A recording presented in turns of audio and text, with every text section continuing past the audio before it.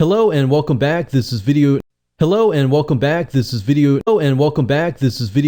8, and we're going to talk about the first strategy for building your list. Now, obviously, this is what we have built up to this point, and we know that we are going to approach vendors. Now, before you approach vendors and try to get them to say, yes, I will put your offer on the thank you page, you want to do a few things. Now, this is not necessarily required, but this is going to help you get more yeses.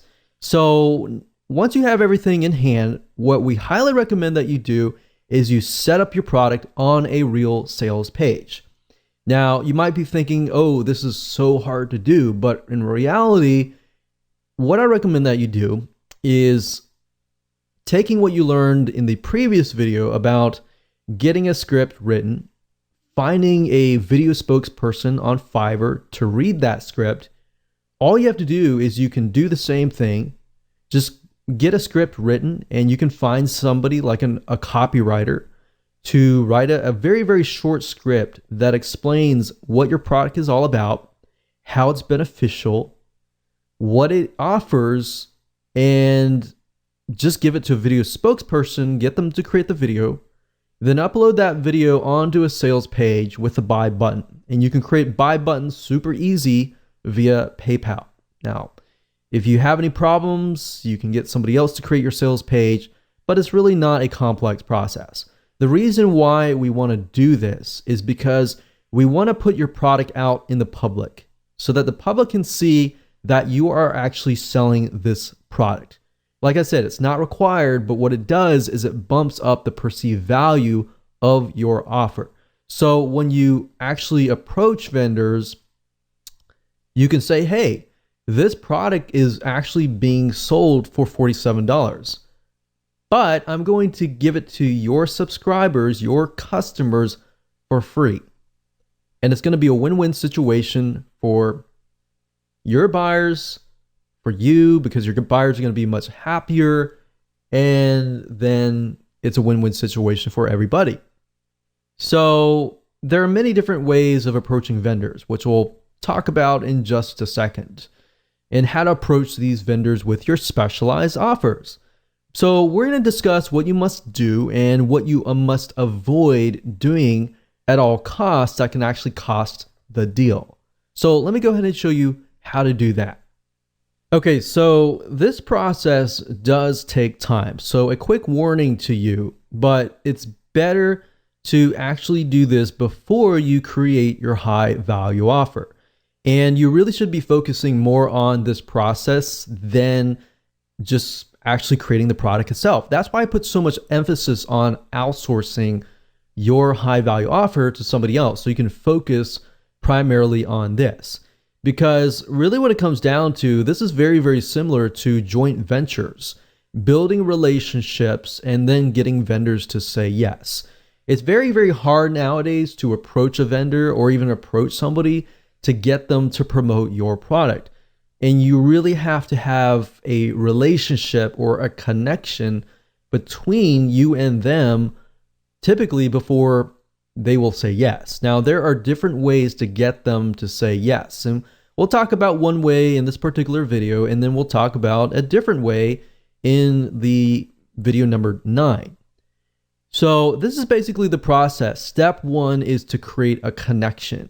Now, how do you do that? Well, there are several different ways to do that. And the first way is, of course, to buy their product. So in this case, if we're going to do something on weight loss, specifically related to foods, then what we want to do is we want to find all the vendors that are not directly related to weight loss foods, but maybe they offer things like weight loss exercises or things that are not directly in competition that they would more likely say yes. So you can buy their product, or you can be their affiliate and promote their product, which we'll talk more about in the next video. So you got to have that connection. A lot of people feel like they approach people or as many people as possible and get them to say yes. It's better to approach 10 people or 5 people that you've done your research on and that you've created a connection with than just blanket trying to approach 50 or 100 people. At the end of the day, quality is more important than quantity. So make that connection. And this connection, as you can see, can be built over time. Step number 2 is building a relationship with them, talking with them. Subscribe to their newsletter. Every time they email out, respond with something actually interesting. Now, one mistake that I see a lot of people make is when a vendor emails out and they respond with, hey, will you buy my stuff or will you promote my stuff? That's a big no-no. You do not want to do that. You want to build a relationship with them. Instead of saying that, which is what everybody else does, respond with something like, hey, I really like your newsletter, or hey, I really thought that this was thought-provoking. So build a relationship with them, email them. You can even sell their product as an affiliate. If you make sales for them, which is what we'll talk about in the future videos, that will actually get the vendor's attention. Now, that's a different story for a different video. But really want to do is just build a relationship with them. And as you know, relationships take time to build. But if you can just get one yes from a big enough vendor, a lot of times that's just good enough. And then once you have that one vendor say yes, then getting other vendors to say yes is actually an easier process after that. Step 3, approach them when the time is right, after you have built that relationship. You see why I want you to kind of do this process before you even create your high value offer? Because this process does take time. And most people are not willing to do it. And because of that, that leaves open a large amount of opportunity. So for those of you who are the 1% action takers out there, it does take time, but it's going to be worth it in the long run.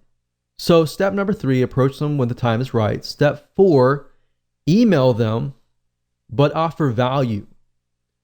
Every email or reply to them, it must be offering value. You don't want to ever get into this mindset of, you owe me, you need to promote my product, or you need to do this or that. That is the wrong mindset. And even if you feel wholeheartedly about that, don't ever get into that mindset, because unfortunately what's going to happen is if you get mad or you're mean or you spam them, for example, then what will happen is they're just not going to respond.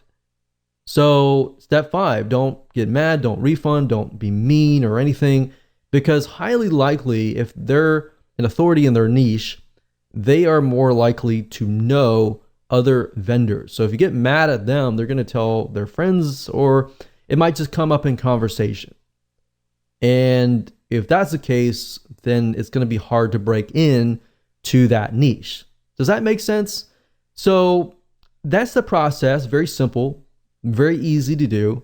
As far as emailing them and trying to figure out what you should email them, just say, hey, just respond as a friend, as you would talk to a friend, and go from there.